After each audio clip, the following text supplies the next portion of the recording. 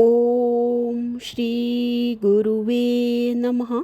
ध्यानमूलं गुरुर्मूर्ति, पूजामूलं गुरुर्पदं, मंत्रमूलं गुरुर्वाक्यं, मोक्षमूलं गुरुकृपा। ओम शांति शांति शांति। ओम। प्रणाम। भगवान स्वामी असंगानंद सरस्वती जी महाराज जी द्वारा विरचित अष्टावक्र गीता एक तात्विक विवेचन से आज हमारा प्रवचन नंबर 20 स्टार्ट हो रहा है भगवान, जिसका नाम है सर्व विस्मरण से ही पूर्ण स्वास्थ्य लाभ। सर्व विस्मरण से ही पूर्ण स्वास्थ्य लाभ। सभी शास्त्रों का यह संकेत है कि नाम रूपमय दृश्य रूप जगत से मन को हटाओ और जो हमारा नित्य चैतन्य आत्मा है वही परमात्मा है, उसमें मन को लगाओ। अनित्य को अस्वीकार करके ही हम अपने सत्य स्वरूप का अनुभव कर सकते हैं। अनित्य को अस्वीकार करके ही हम अपने सत्य स्वरूप का अनुभव कर सकते हैं। चित्त में जो अनात्मा के संस्कार पड़े हैं, चित्त रूपी दर्पण पर जो अज्ञान की धूलि जम गई है, उसे हटाना मात्र है, जिससे उस विशुद्ध आत्म स्वरूप के दर्शन हो सके। अष्टावक्र जी कहते हैं, राजन तुम नाना शास्त्रों को सुनो, पढ़ते रहने पर कहीं किसी लोकेशना अथवा अन्य तृष्णा के चक्कर में फंस गए तो भ्रमित हो जाओगे। विभिन्न शास्त्रों के पढ़ने से सुनने से चित्त में विभिन्न प्रकार के तर्क वितर्क एवं संशय भ्रम पैदा हो जाते हैं। अधिक विद्या प्राप्त होने का यह शास्त्र ज्ञान का सूक्ष्म अहंकार भी बुद्धि को आवृत कर देता है, ढक देता है। परिग्रहण विचारों का हो, मान सम्मान का हो, यश कीर्ति का हो, सब आत्मज्ञान में बाधक हैं। यहाँ मुनि जी शास्त्र अध्ययन का विरोध नहीं कर रहे। शास्त्रों के तो सार अर्थ को साधक को समझना है, पर अनंततः सर्व विस्मरण किए बिना सच्चा स्वास्थ्य प्राप्त नहीं हो सकता। बहुत सुंदर। आगे भगवान मंत्र है 16:1।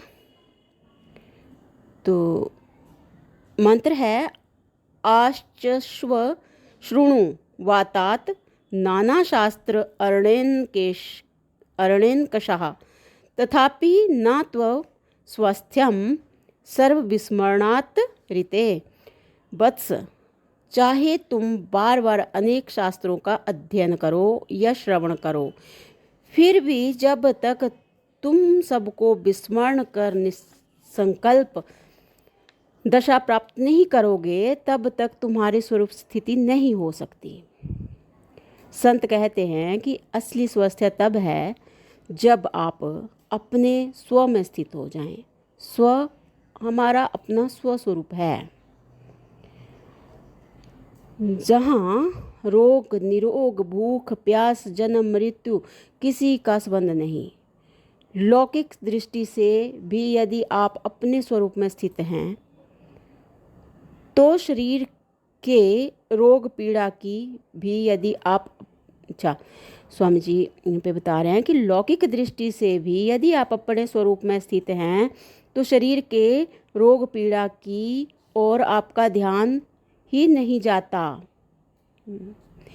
अन्यथा शरीर का रोग ना भी हो तब भी आप अपने पोषण में लगे रहेंगे। अन्यथा शरीर का रोग ना भी हो तब भी आप उसके पोषण में लगे रहेंगे। अनात्मा के चिंतन में वृत्ति रोगाकार ही रहेगी। संसार को जितना तृप्त करने के प्रयास में रहेंगे उतनी ही कामनाएं और बढ़ेंगी। संसार को जितना तृप्त करने के प्रयास में रहेंगे उतनी ही कामनाएं और बढ़ेंगी। जितना परिग्रह करेंगे उतना ही धन कम पड़ेगा। यहाँ आपकी आवश्यकता की पूर्ति तो हो सकती है, तृष्णा की पूर्ति नहीं हो सकती। यह नियम है, साधक का लक्ष्य धन संपत्ति विद्या संपत्ति आदि संचय करने या बढ़ाने का नहीं है, उसका लक्ष्य तो आत्मकल्याण है। संत कहते हैं कि कंचन तजना सहज है, सहज त्रिया का ने, त्रिया मतलब बोला यहाँ पे कि कंचन तजना सहज है, सहज त्रिया का ने, मान बढ़ाई ईर्षा दुर्लभ तजना ये है। धन स्त्री का नेह और ममता छूटनी सहज है, पर उच्च सम्मान को प्राप्त करने की लालसा ज्यों ज्यों बढ़ती है, व्यक्ति उतना ही चिंता और परस्पर ईर्षा के जाल में फंसता जाता है। तो भगवान इससे आगे की व्याख्या जो है वो हम अगले सत्संग से लेते हैं। प्रणाम भगवान। ओम शांति ही शांति ही शांति ही। ओम।